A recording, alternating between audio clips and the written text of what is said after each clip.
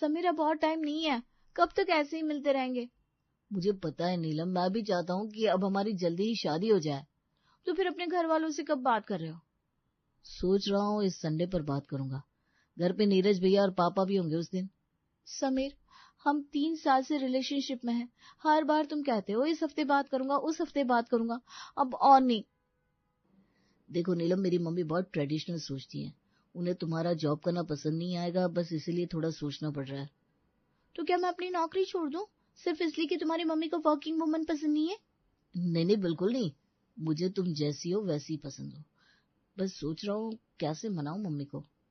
तो फिर अपने प्यार को लेकर स्टैंड भी कर लो, वरना ये रिश्ता कैसे हो पाएगा? ठीक है, मैं आज ही घर पर बात करूंगा, रात को खाने के वक्त, जब सब एक साथ होंगे। पक्का?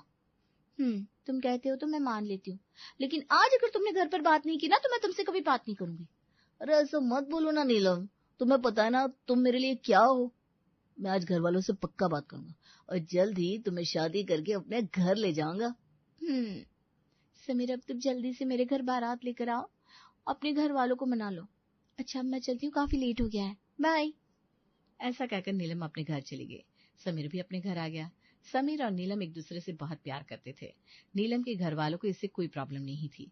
प्रॉब्लम थी तो समीर के घर से। उसके घर वाले एक घरेलू लड़की के साथ समीर की शादी कराना चाहते थे, पर नीलम तो जॉब करती है, इंडिपेंडेंट है। तो चलिए आगे देखते हैं क्या होता है। रात को खाने के टेबल पर सभी खाना खाने एक साथ जमा हुए थे, तभी समीर ने कहा, मम्मी पापा, एक बात करनी है आपसे। हाँ बेटा बोलो, सब ठीक तो है? हाँ, मतलब थोड़ी सीरियस बात है। मैं चाहता हूँ अब आप लोग मेरे लिए लड़की देखना बंद कर दीजिए। बंद कर दो? मतलब शादी नहीं करनी क्या? अरे शादी की उम्र निकली जा रही है तुम्हारी, अब शादी नहीं करोगे तो कब करोगे? शादी तो करनी है पापा, पर लड़की मैंने खुद पसंद की है। अच्छा, कौन है वो? पहले बता देते तो हम तुम्हारे लिए लड़की ढूंढने में इतनी मेहनत ही नहीं करते। भैया, उसका नाम नीलम है, वो मेरे ऑफिस में ही काम करती है। बहुत समझदार है, मेहनती है और मैं उसे बहुत पसंद करता हूँ। ऑफिस में मतलब नौकरी करती है? भाई मुझे नौकरी वाली बहू नहीं पसंद। बेटा हम चाहते थे कि हमारे घर में ऐसी बहू आए जो घर संभाले, परिवार के साथ रहे, रोज सुबह टाइम पर नाश्ता बनाए, पूजा आरती करे। ऑफिस जाने वाली लड़की में ये सब कैसे होगा? पापा, नीलम सब कुछ कर सकती है, वो बहुत बैलेंस्ड है और सबसे बड़ी बात, हम दोनों एक दूसरे को समझते हैं। देखो समीर, ये जो फिल्मी बातें होती ना, वो रियल लाइफ में नहीं चलती। शादी कोई मजाक नहीं होती। राधा, जो अब तक सब कुछ चुपचाप सुन रही थी, सबकी प्लेट में रोटियां सर्व करते हुए कहती है, हो सकता है नीलम वैसी लड़की हो जो सब संभाल सकती हो। नौकरी करना बुरा नहीं है, और अगर वो दोनों एक दूसरे को पसंद करते हैं तो हमें एक बार सोच लेना चाहिए। हाँ हाँ, तुझे ही तो सब पता है राधा, हम तो जैसे यहाँ बेवकूफ बैठे हैं ना। बढ़िया आई नीलम को सपोर्ट करने वाली। मम्मी जी, मैं तो बस ये कह रही थी कि अगर समीर भैया ने सोच समझकर फैसला लिया है तो हमें भी एक बार उनकी पसंद पर भरोसा करना चाहिए। थैंक यू भाभी, मुझे समझने के लिए। मम्मी पापा प्लीज मेरी नीलम से शादी करवा दीजिए। नीलम बहुत अच्छी लड़की है। अगर आप लोगों ने नीलम से शादी नहीं करवाई तो मैं कभी भी शादी नहीं करूंगा। अब सभी सोच में पड़ जाते हैं। थोड़ी देर सोचने के बाद रामचरण कहते हैं, ठीक है, तेरे जिद के आगे फिलहाल तो झुक रहे हैं, लेकिन याद रखना अगर बाद में कोई परेशानी हुई तो तुम खुद जिम्मेदार होगे। और ये शादी तुम्हारे कहने पर हो रही है। वैसे ही बाद में घर के रूल्स भी तुम्हारी बीवी को तुम्हें ही मनाने होंगे। हाँ ठीक है ना भैया, आप सब बिल्कुल टेंशन मत लीजिए, नीलम सब संभालेगी। ऐसा कहकर समीर खाना खाकर उठ के अपने कमरे में चला गया। तभी सुमित्रा ने कहा, अभी तो समीर की बात हमें माननी होगी। एक बार नीलम इस घर की बहू बनकर आ जाए तो उसे घर का इतना काम देंगे कि वो खुद ही जॉब छोड़ देगी। सही है, घर की जिम्मेदारियों से फुर्सत मिलेगी तब ना बाहर जाएगी जॉब करने। बहुएं तो घर का काम करती हुई अच्छी लगती है। अब राधा को ही देख लो, कैसे उसने पूरे घर को संभाल रखा है। हाँ, और राधा से जैसा कहो वैसा ही करती है, कभी कोई शिकायत नहीं करती। बाहर जाकर काम करने वाली बहुएं बहुत तेज होती है। शादी के बाद तो नीलम की नौकरी छुड़वानी ही पड़ेगी। ऐसा सोचकर सभी खाना खाकर अपने अपने कमरे में चले गए। समीर की जिद के आगे किसी की नहीं चली। सभी घर वालों ने नीलम के घर वालों से बात की। जल्दी ही नीलम की शादी समीर के साथ धूमधाम से हो गई। नीलम अब बहू बनकर अपने ससुराल आ चुकी थी। अगले दिन नहा धोकर नीलम रसोई में पहुंची, जहां राधा पहले से ही नाश्ता बना रही थी।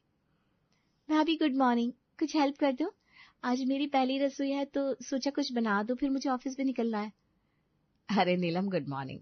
तू टेंशन मत ले, आधा नाश्ता तो मैं बना चुकी हूँ। तू बस कुछ मीठा बना ले, जैसे हलवा या मीठा दही कुछ बना दे। रस्म भी पूरी हो जाएगी और टाइम भी बच जाएगा। थैंक गॉड भाभी, आपने तो मेरी जान बचा ली। सच कहूँ तो खाना बनाने की बात सोचकर ही ना मेरी सांस फूल रही थी। इतने में सुमित्रा जी किचन में आती है। नीलम, बहू की पहली रसोई सिर्फ रस्म नहीं होती, पूरे परिवार का नाश्ता भी बनाना होता है। यह क्या हलवा वलवा से रस्म पूरी करेगी? चल, आज तू आलू के पराठे, दही चटनी, खमन ढोकला, सूजी का हलवा और ऊपर से गर्म चाय बना लेना। ओके? मम्मी जी, इतना सब कुछ? हाँ, और राधा तो इसकी कोई मदद नहीं करेगी। आज इसकी पहली रसोई है, इसे खुद करना होगा सब कुछ। यही तो इस रस्म का नियम है। याद है ना, तूने भी तो सब कुछ अकेले बनाया था। जी ठीक है मम्मी जी। ऑर्डर देकर सुमित्रा जी वहां से चली गई। सुमित्रा के जाने के बाद राधा ने गहरी सांस ली और नीलम की तरफ देखा, जो टेंशन में बर्तनों को घूर रही थी। टेंशन मत लो नीलम, मैं हूं ना, मैं सब कर लूंगी। आलू के पराठे मैंने पहले ही बना दी है, तुम बस हलवा बना लो और चाय भी बना लेना, बाकी सब मैं देख लूंगी। पर भाभी, अगर मम्मी जी को पता चल गया तो? उन्होंने मुझे अकेले ही सब करने को कहा है। अरे कुछ पता नहीं चलेगा, ये मम्मी जी का पूजा का टाइम है, वो पूजा कर रही होंगी, अभी किचन में आएंगी नहीं और हम फटाफट काम निपटा लेंगे। भाभी, आप सच में सुपर वुमन हो। थैंक यू भाभी। वो तो मैं हूं ही, पर फिलहाल जल्दी कर, वरना मम्मी जी को शक हो गया तो दोनों की छुट्टी कर देंगी। इसके बाद राधा ने नाश्ते में सुमित्रा के कहे अनुसार सब कुछ बना दिया। नीलम ने सूजी का हलवा भी बना लिया। अब नाश्ता रेडी हो चुका था, तभी नीरज ने आवाज दी, राधा, नाश्ता लगा नहीं अभी तक? आज नीलम की पहली रसोई है, उसने बनाया होगा ना नाश्ता। हाँ नीरज जी, सब नीलम ने बनाया है, सब रेडी है, बस नाश्ता लगा देती हूँ। ऐसा कहकर राधा ने सब कुछ टेबल पर लगा दिया। सभी लोग नाश्ता करने टेबल पर आ चुके थे। सुमित्रा ने देखा कि सब कुछ बन गया है तो उसने हैरान होते हुए कहा, अरे इतनी जल्दी इतना सब अकेले नीलम ने बना भी लिया? मम्मी जी, हमारी नीलम बड़ी तेज है, सारे काम उसने फटाफट कर डाले। सुमित्रा कुछ नहीं बोल पाई। पराठे तो बढ़िया बना और ये हलवा भी एकदम परफेक्ट है। वाह नीलम, तुमने तो बहुत अच्छा खाना बनाया, मजा आ गया। चलो ठीक है, मान लिया सब नीलम ने किया है। नीलम, अब रोज ऐसे ही नाश्ता बना लेना। हाँ जी मम्मी जी। ऐसा कहकर नीलम किचन में राधा के पास जाती है और कहती है, थैंक यू भाभी, आप नहीं होती तो मेरा क्या होता। इसमें थैंक यू की क्या बात है, तू मेरी छोटी बहन जैसी है, छोटी बहन की हेल्प करना तो मेरा फर्ज है ना। ये ले, तेरा टिफिन मैंने बना दिया है। और सुन, शादी के बाद पहली बार ऑफिस जा रही है तो ये मिठाई भी लेती जा, ऑफिस में सबको बांट देना, अच्छा लगेगा। भगवान हर किसी को ऐसी जेठानी दे। भाभी आप बहुत अच्छी हैं। अब मेरी तारीफ बाद में करना, तो ऑफिस जा वरना लेट हो जाएगी। हाँ भाभी, मैं निकलती हूँ, बाय भाभी, शाम को मिलते हैं। नीलम ऑफिस चली गई और राधा घर के बाकी काम समेटने लगी। उसे देखकर सुमित्रा ने कहा, देखा राधा, घर का सारा काम तुझे ही करना पड़ रहा है। वो महारानी तो बैग लटका कर ऑफिस चली गई। ठीक है ना मम्मी जी, वो जॉब करती है तो उसे टाइम से निकलना ही पड़ेगा ना, और घर के काम तो मैं पहले भी करती थी, अब भी कर लूंगी। राधा, मैं कहती हूँ उसे ज्यादा ढील मत दे, तू जेठानी है, उससे काम करवाना तेरा हक है, वरना मुझे क्या, तू इस घर की एक दिन नौकरानी बनकर रह जाएगी। मम्मी जी, वैसे भी आप लोगों ने कहा मुझे नौकरानी से ज्यादा कुछ समझा है, अब भी सब कर लूंगी। इस बात की तसल्ली है कि कम से कम वो मुझे सम्मान तो देती है। आहा, कल की आई वो तेरे लिए बड़ी खास हो गई। अरे जो करना है करो भाई, मुझे क्या, मैंने तो कह दिया जो सही लगा, आगे भी कहती रहूंगी। ऐसा कहकर सुमित्रा झुंझलाती हुए अपने कमरे में चली गई। शाम को थकी हारी नीलम ऑफिस से घर लौटी। सोफे पर बैठते हुए उसने राधा से कहा, भाभी ये देखिए, मैं आपके लिए कुछ लाई हूँ। मेरे लिए? क्या?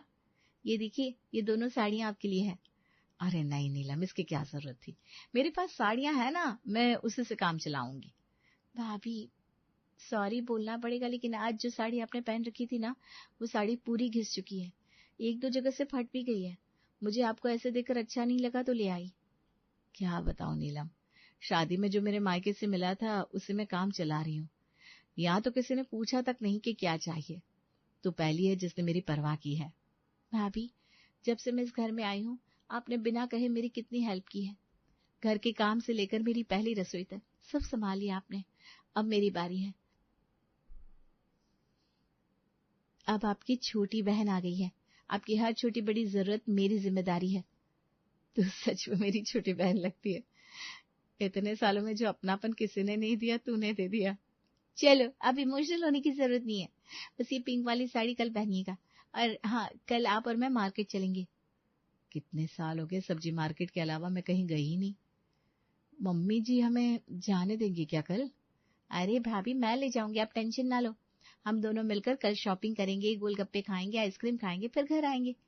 ऐसे ही बातों बातों में दोनों बहनों जैसी बहुएं हंसी ठिठोली करती रहीं, एक दूसरे का सहारा बनकर एक दूसरे की परवाह कर रही थी। राधा के हिस्से में पहली बार कोई ऐसा रिश्ता आया था जो सिर्फ काम नहीं, इज्जत, सम्मान और अपनापन देता था। अगले दिन सुबह नीलम तैयार होकर किचन में आई। भाभी, कुछ करना हो तो बता दीजिए, फिर मैं ऑफिस के लिए निकल जाऊं। अरे नहीं रे, तू तो बस चाय बना दे, नाश्ता पानी सब तैयार है, तो बेफिक्र होकर ऑफिस जा। और हाँ, तेरा टिफिन भी पैक कर दिया है, ले जाना भूलना मत, वरना दिन भर भूखी रह जाएगी। पर भाभी, मुझे बुरा लगता है कि आप अकेले इतना सब कुछ करती हैं। देख नीलम, मैंने कभी खुद के लिए कुछ नहीं किया, बस घर में ही उलझ कर रह गई। मैं नहीं चाहती कि तू भी ऐसा करे। घर का काम चलता रहेगा, लेकिन अपने सपनों को मत छोड़ना, वरना एक दिन खुद से ही दूर हो जाएगी, जैसे मैं हो गई। जी भाभी। भाभी, चाय बन गई, अब मैं निकल रही हूँ। और हाँ, शाम को रेडी रहिएगा, वही पिंक साड़ी में। हम दोनों मार्केट चलेंगे और आज मैं गोलगप्पे खिलाऊंगी। ठीक है बाबा, चल अब ऑफिस जा, देर मत कर। नीलम ऑफिस निकल गई। तभी नाश्ते के टेबल पर रामचरण, सुमित्रा, नीरज आए। राधा ने सबको नाश्ता सर्व किया। नीलम को राधा के साथ ना देखकर सुमित्रा ने पूछा, राधा, नीलम कहाँ गई, दिखाई नहीं दे रही? मम्मी जी वो ऑफिस गई है, उसे लेट हो रहा था तो नाश्ता करके निकल गई। अभी अभी शादी हुई है और कैसे भाग रही है बाहर काम के लिए? पापा जी, जैसे घर के काम जरूरी है वैसे ही उसका काम भी जरूरी है ना, तो उसे जाना तो पड़ेगा। हाँ ठीक है, पर घर का काम भी तो करना चाहिए उसे। राधा, अब क्या पूरी जिंदगी तुम अकेले ही काम करोगी? तुम्हें भी तो आराम की जरूरत है। अरे नीरज जी, अचानक से आपको मेरी फिक्र कैसे होने लगी? आप लोग बेवजह चिंता मत कीजिए, घर के सारे काम हो चुके हैं। मैं यहाँ हूँ ना, सब संभाल रही हूँ, और मुझे कोई प्रॉब्लम नहीं है उसके बाहर जॉब करने से। राधा के दो टुक जवाब को सुनकर अब किसी से कुछ कहते नहीं बना। सबने नाश्ता किया और अपने अपने काम पर लग गए। शाम को नीलम ने ऑफिस से आती ही राधा से कहा, वाह भाभी, आप इस साड़ी में बहुत सुंदर लग रही है। चलिए चलिए, जल्दी मार्केट चलते हैं। अरे अभी अभी तो आई है, पहले थोड़ा आराम कर ले, फिर चलेंगे। नहीं भाभी, मैं बिल्कुल ठीक हूँ, चलिए ना मार्केट चलते हैं, मुझे आपके लिए ढेर सारा सामान खरीदना है। अच्छा बाबा, चल चलते हैं। अभी दोनों मार्केट के लिए निकल रही थी कि सुमित्रा ने कहा, कहाँ जा रही हो तुम दोनों? मम्मी जी, मार्केट जा रहे हैं, कुछ सामान लेना है, थोड़ी देर में आ जाएंगे। कोई जाने की जरूरत नहीं है, शाम को बाहर घूमने की आदत अच्छी नहीं होती। और फिर अभी अभी तो तेरी शादी हुई है, इतना सामान तो आया है मायके से, अब क्या लेना है? मम्मी जी, मुझे राधा भाभी के लिए कुछ सामान लेना है। देखिए, इनकी साड़ियाँ कितनी पुरानी हो गई है और इनके पास तो ढंग की एक चप्पल भी नहीं है। अब इस राधा को कहाँ पैन ओढ़ कर कहीं जाना है भाई? ये घर के काम ही तो करना है, कोई सामान लेने मार्केट जाने की जरूरत नहीं है, बैठ जाओ। समीर सारी बातें सुन रहा था। उसने सुमित्रा से कहा, मम्मी घर के सारे काम तो हो चुके हैं, राधा भाभी सुबह से लगी है, अब अगर वो 1 घंटा अपनी मर्जी से जी ले तो क्या नुकसान है, जाने तो ना इन दोनों को। ये नीलम की वजह से राधा के भी पर निकल आया है, वरना आज तक तो इसने कभी किसी चीज के लिए नहीं कहा। नीरज जी, मैंने कहा नहीं, पर कभी किसी ने मेरी जरूरत की तरफ ध्यान भी नहीं दिया। बोलने दीजिए इन लोगों को, भाभी आप जाइए। नीलम, भाभी को लेकर मार्केट जाओ और हाँ, टाइम से घर आ जाना। राधा और नीलम मुस्कुराकर निकल जाती हैं, शॉपिंग करती हैं, गोलगप्पे खाती हैं, हंसती हैं और थोड़ी देर में घर आ जाती है। पर राधा और नीलम की ये दोस्ती और अंडरस्टैंडिंग सुमित्रा को बर्दाश्त नहीं हो रही थी। अगले दिन नीलम और राधा किचन में काम कर रही थी, तभी नीलम ने राधा से कहा, भाभी, नाश्ता तो बन ही गया है लगभग, बस पापा जी की बिना मसाले वाली सब्जी बाकी है। अरे तू रहने दे, मैं कर लूंगी, तुझे देर हो जाएगी। मैं तेरा टिफिन डाल देती हूँ, तू नाश्ता कर ले और ऑफिस जा, मैं यहाँ देख लूंगी। हाँ भाभी, बहुत लेट हो रहा है, मुझे जाना ही होगा। राधा नीलम का टिफिन डालने लगी और नीलम राधा के पास खड़ी थी। तभी सुमित्रा वहां आई और कहा, राधा, ये क्या हो रहा है? घर का सिस्टम ही पलट गया है, अब जेठानी बनाएगी देवरानी का टिफिन। अरे मम्मी जी, नीलम को लेट हो रहा था, बस इसलिए मैं उसका टिफिन डाल रही थी। मम्मी जी, बाकी नाश्ता सब बन चुका है। रहने दो नीलम, भाभी कुछ ज्यादा ही करने लगी है तुम्हारे लिए। आज टिफिन बना रही है, कल ऑफिस तक छोड़ने भी लगेंगी। राधा ने ज्यादा ही सर पर चढ़ा रखा है तुम्हें। राधा जेठानी है, फिर भी तुम्हारे आगे पीछे घूमती रहती है, यह सब नहीं चलेगा इस घर में। आप जैसा सोच रही है मम्मी जी, ऐसा कुछ नहीं है, बस हम दोनों मिलकर एक दूसरे का साथ निभाते हैं। नीला, बहस मत कर, ये ले तेरा टिफिन, अब तू ऑफिस के लिए निकल, वरना तुझे लेट हो जाएगा। ठीक है भाभी, पर कुछ नहीं, तू निकल, मैं यहाँ संभाल लूंगी। राधा की बात सुनकर नीलम ने टिफिन लिया और ऑफिस के लिए निकल गई। तब सुमित्रा ने राधा से कहा, तुम्हें क्या जरूरत है उसकी इतनी हेल्प करने की? क्या वो बच्ची है? जब बाहर जाने का शौक है, नौकरी करनी है, तो जिम्मेदारी भी उठाए भाई। घर में सबको काम होता है राधा, अकेले तुम ही तो महान नहीं हो। मम्मी जी, नीलम मेरी देवरानी नहीं, मेरी बहन जैसी है। उसने मेरी हर छोटी चीज का ध्यान रखा है। सिर्फ मैं ही नहीं, वो भी मुझे सपोर्ट करती है। जो मान सम्मान अपनापन मुझे इस घर में कभी नहीं मिला, वो उसने दिया मुझे। तो मैं भी उसे समझती हूँ, घर के कामों में उसकी थोड़ी हेल्प कर देती हूँ। और उसके लिए टिफिन पैक करना ऐसी कौन सी बड़ी बात होगी? पर यह हमारे घर की रीत नहीं है कि देवरानी तो बैग उठाकर बाहर चली जाए और जिठानी घर का सारा काम करती बैठे। मम्मी जी, नीलम ऑफिस जाती है, पैसे कमाती है, तो घर में पैसों से सपोर्ट भी तो करती है, और वो मेरा ख्याल रखती है, तो मैं उसका। हम दोनों के आपसी तालमेल में मुझे नहीं लगता किसी को कोई प्रॉब्लम होनी चाहिए। आपके घर के सारे काम तो हो रहे हैं ना। प्लीज मम्मी जी, हम बहनों को अपनी तरह जीने दीजिए ना। यह हम दोनों के बीच की बात है, हम दोनों संभाल लेंगे। सुमित्रा चुप हो जाती है। पहली बार राधा ने बिना झिझके उसे जवाब दिया था। इतना कहकर राधा किचन से निकल गई और सुमित्रा बस चुपचाप उसे देखती रह गई। अब दोनों देवरानी जिठानी बहनों की तरह प्यार से रहती थी और घर में उन्हें कोई कुछ नहीं कहता था।